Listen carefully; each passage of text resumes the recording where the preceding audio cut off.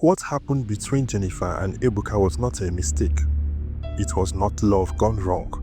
It was a pattern. Jennifer was not the first woman whose life Ebuka dismantled. Not even the second. Was the third. Ebuka did not stumble into people's lives. He haunted them. He moved from city to city with the way predator moves to the forest. Quietly, patiently, leaving nothing behind but silence and confusion. Everywhere he went, the story was the same. A humble man with big dreams. A struggling business who only needs one push. A man betrayed by life but still hopeful. Different cities, different faces, same script. He learned earlier that people did not fall for confidence alone. They fall for pity. And Ebuka mastered pity the way others mastered traits. Ebuka never approached women who were loud or careless. He watched. He studied. He waited for the cracks. He looked for women who were kind, not desperate, responsible, not reckless, emotional, tired, not foolish. Women who believed in building something real. Women who still believed people meant what they said. He knew how to listen without interrupting, how to nod at the right moment, how to make silence feel safe. By the time he spoke about his plans, his victims were already emotionally invested. By the time money came up, trust had already been planted. Jennifer thought she was unlucky. She wasn't. She was just choosing. Ebuka came to Abia with intention, not to settle, not to build a future, but to repeat the cycle. He arrived quietly, carrying nothing that tied him to his past.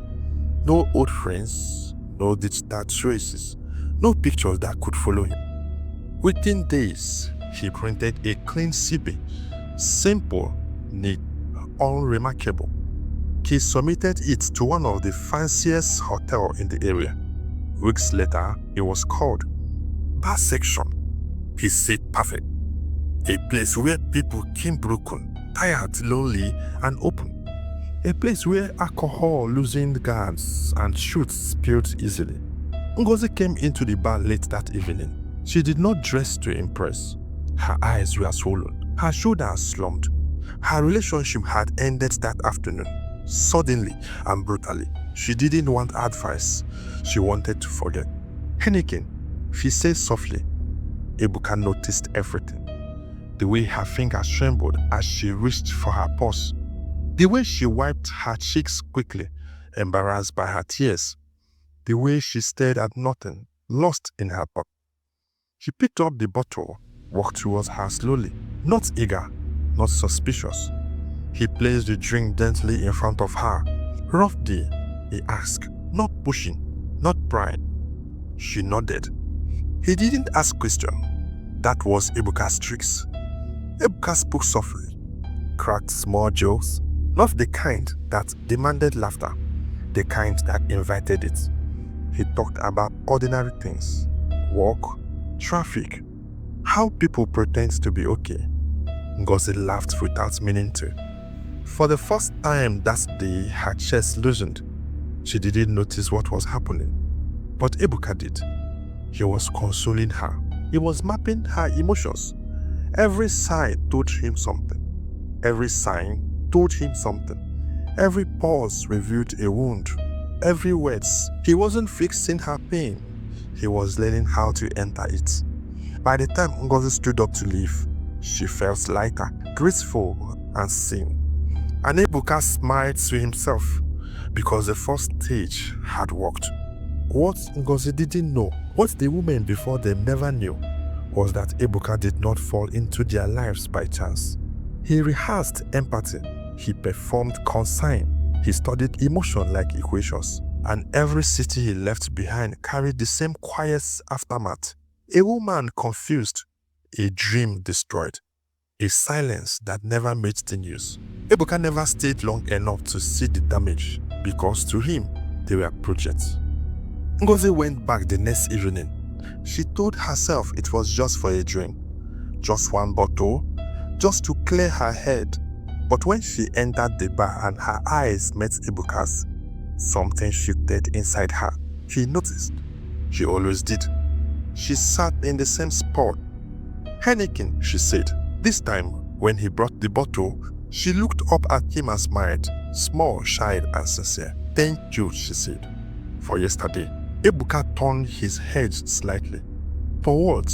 For talking to me. Yesterday was the worst day of my life. Ebuka didn't rush to respond. He left silence to do the work. I'm glad you came back, he said calmly. Some people disappear when they are hurting. That sentence stayed with her.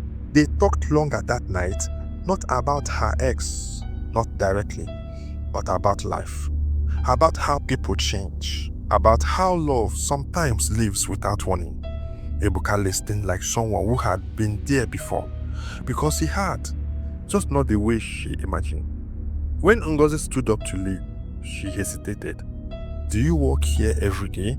She asked. Most days, Ebuka replied. She nodded. Then, almost as an afterthought, can I have your number?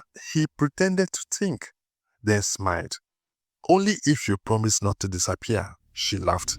And just like that, the line was crossed. Numbers were exchanged, and the real game began. Ebuka did not text her immediately. He waited. The next afternoon, her phone rang. Hope today is kinder to you. Nothing more, no pressure, no fleeting. Just consign.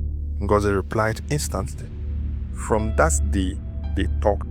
Morning check-ins, late night conversation, long voice note when she couldn't sleep. Ebuka never overwhelmed her. He let her speak. He remembered details. He asked questions that made her feel important. How was work? Have you eaten? Did you sleep well this morning? But small things are how bonds are built. Ebuka already knew what card to play. Ngozi didn't need excitement. She needed validation. She needed to feel chosen again.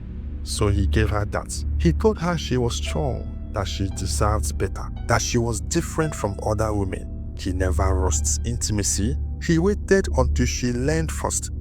And when she did, he caught her gently. For some people, pain fades when joy enters quiet. Ebuka understood this better than most.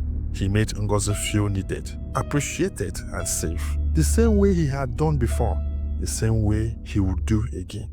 Ngozi didn't know she was being mirrored. Every reassurance he gave her had been practiced. Every soft word had been used. Every promise had a history.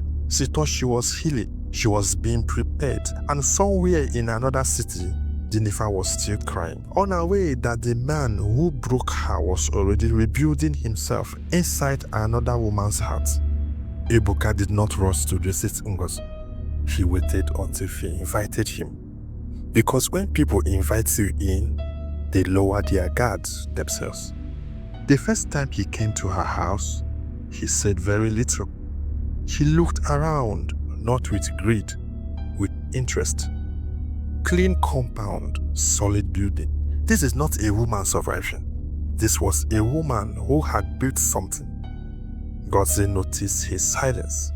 You are quiet, she said. I'm listening, Ebuka replied. And learning, she smiled. That was the first mistake.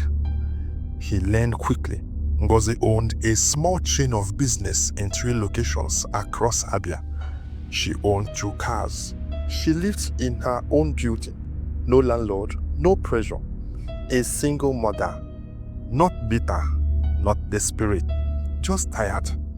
Tired of carrying everything alone. Ebuka understood immediately. This one does not need money. She needs relief. So he adjusted the script. That night, over dinner, he spoke carefully. I've always wanted to build something real, he said. Something step. Ngozi listened. I've moved a lot. He continued, chasing opportunity that never lasted. He wasn't lying completely, just arranging the truth. I am tired of starting over. He said quietly, I want root.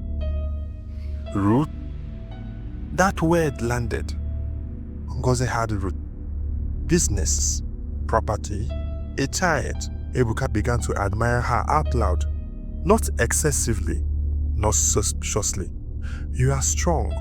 You inspire me. You carry responsibilities so well. No talk of money, no talk of help, just admiration. But admiration plants expectation, and expectation grows attachment. One evening, Ngozi mentioned her past, how her Thai's father left, how she learned to stand alone, how she stopped trusting easily.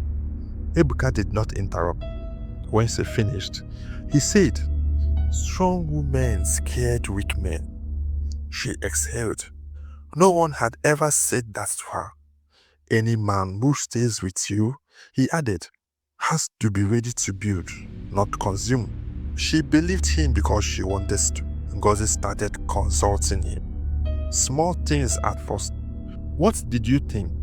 Would you do it differently? Am I being too harsh? Ebuka gave options that made her feel capable. Never superior, never controlling. And when her tide warmed up to him, something shifted inside her. She stopped guiding her heart. Ebuka had said these things before, in Onitsha, in Enugu, and in Asaba. Different houses, different women, same tone, same timing. He knew exactly when to speak, and more importantly, when not to. Ngozi didn't see a pattern. She saw a future, and that was enough. One night, Ebuka said softly, "I don't want to be a burden to you." Ngozi looked at him. "You are not. I want to contribute." He continued, "Stand on my feet properly." She nodded. That sentence stayed with her because it sounded responsible, because it sounded like partnership, and because she had already invested emotionally without realizing it.